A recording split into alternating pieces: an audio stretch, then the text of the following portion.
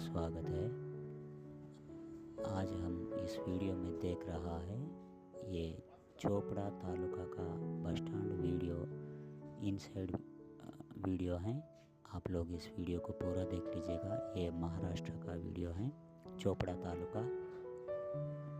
पूरा देख लीजिए, लाइक कीजिए, शेयर कीजिए, सब्सक्राइब कीजिए। फिर मिलेंगे और एक नया वीडियो के साथ। Thank you for watching.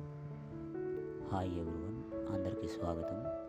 ఈరోజు మనం ఈ వీడియోలో చూస్తున్నది చోప్డా తాలూకా యొక్క బస్ స్టాండ్ వీడియో। ఇది మహారాష్ట్ర రాష్ట్రంలో ఉంటుంది। మీరు ఈ వీడియోను పూర్తిగా చూడండి, లైక్ చేయండి, షేర్ చేయండి, సబ్స్క్రైబ్ చేయండి। మరిన్ని వీడియోలతో మళ్ళీ కలుద్దాం। Thank you for watching.